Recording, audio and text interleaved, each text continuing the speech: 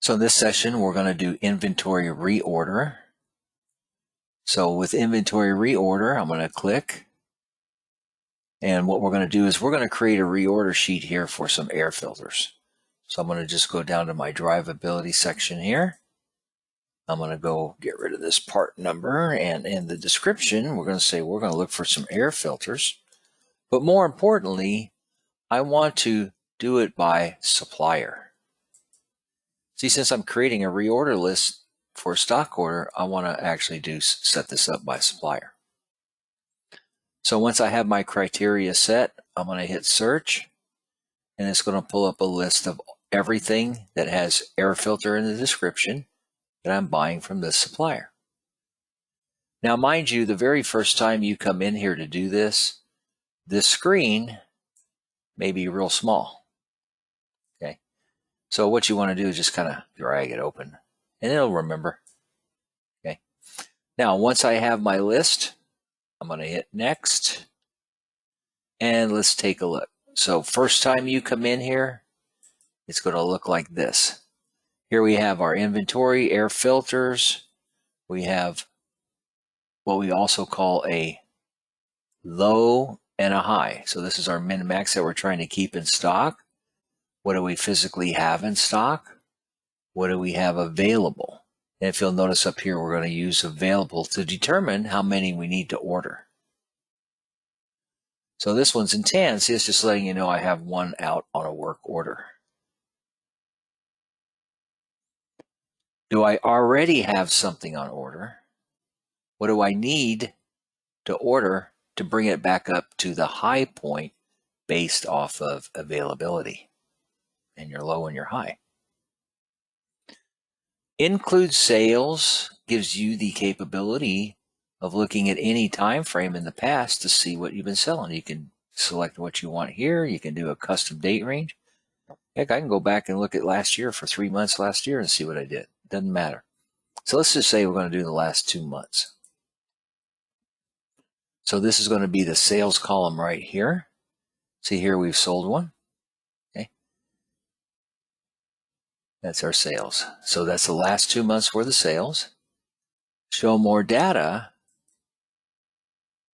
3P is the last 3 periods. So since we're looking at the last 2 months, this will show you the last 6 months worth of sales. Now here it's just kind of averaging it out. That's what it's doing. And then this is the same time last year. So yes, you can look at year-over-year sales to see what you've been doing. Maybe from one season to the next. Now, one thing you will notice though is as you do this, as you change these sales criteria here, this order will change also. Maybe not on all items, but on some items it will. So you see this here, it's 23. Now look what happens when I go back to do not include sales. You see that change to 22 because it's taking in consideration those sales. So however you want to do it, you can leave it here, you can leave it here. Once you set this, don't change it, and you can start to create your order. Now here, this is telling me what I need to get it back up to the high point, but if I change my mind, I certainly can. I can override any line in here, doesn't matter. All you gotta do is click. You can type in whatever you want. Let's say I only want to get 15 of them. I have a bunch of zeros down here. I might want to grab a couple here, maybe get one here, a couple there. So you're just going right down the list and picking and choosing what you want to get.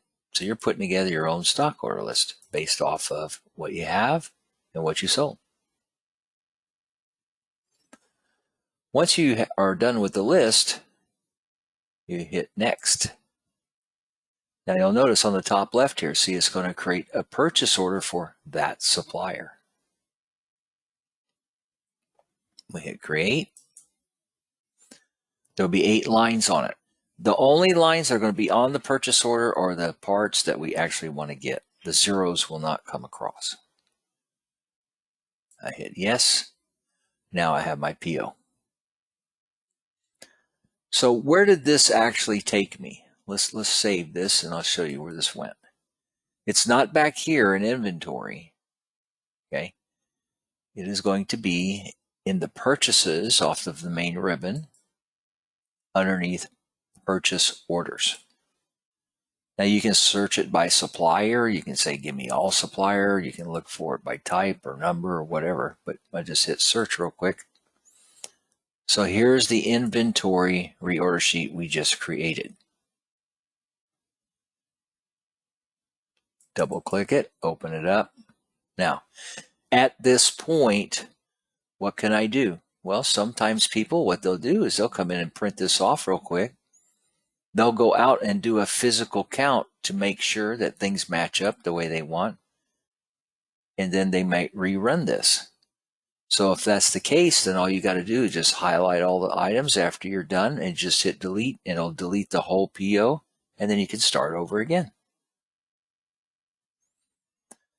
Now, if this is something you want to start with, that's fine.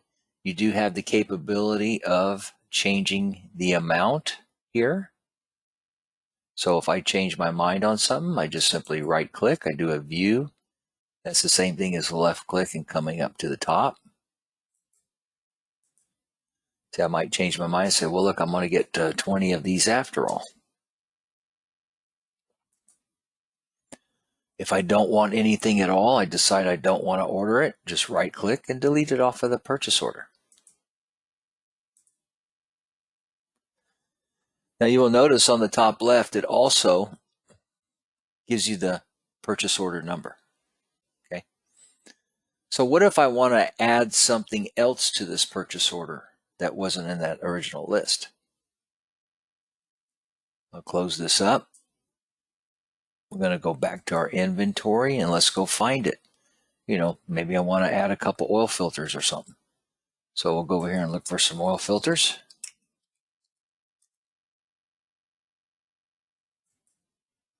And we can do this one here. We're going to edit. And now I want to go up here and hit purchase.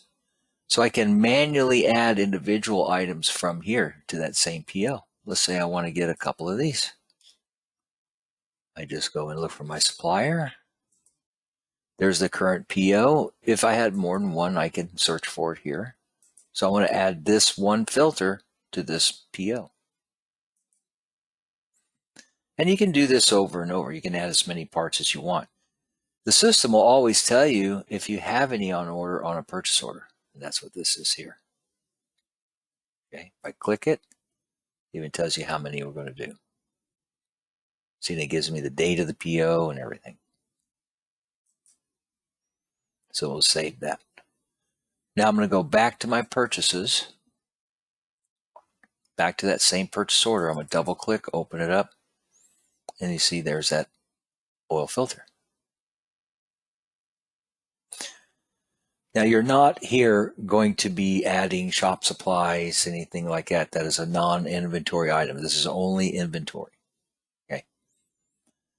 The last thing you can do here would be, if I want to view this, I can move this to a different supplier or a different PO if I want, just by simply opening this up and changing it.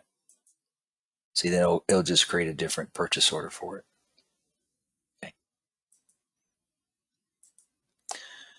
So once I have this ready, I can export to Excel, I can email it, print it, PDF it. What I cannot do is do a direct online order. Now the reason for that is there is no line codes here, no line codes.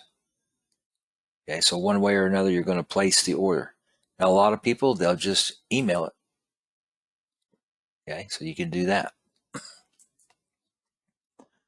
Once the order is placed, then you're going to tell the system you placed it.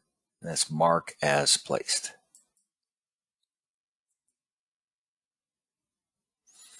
So here we have placed the order. Now you're just, at this point, waiting for the stock order to show up. Once the stock order shows up, you're going to come back here again, open it up, and now we check it in. Here's what I ordered. Did I receive it? Did I return anything? Did anything back order? What if my cost changed? See, I can update my cost here. Cannot update MSRP here. So you're just going down line for line, checking it in, making sure it's all there. Okay. Now, any taxes that need to be added to this, or if on that same stock order came some shop supplies, things like that, that will actually all be added after you receive this in under the supplier invoices. So don't worry about that. Only thing I'm concerned with here is getting the stock in and making sure it all adds up. Once I have it all set,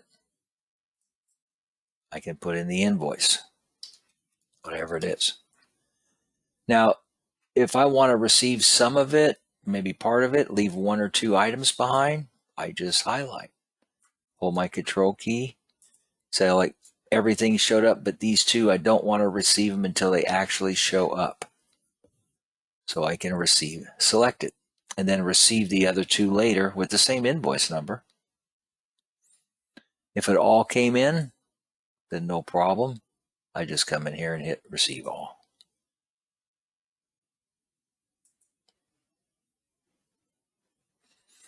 So what's happened, once it's received, it all goes straight into inventory and makes a copy of the invoice here. So let's see if we can find that real quick.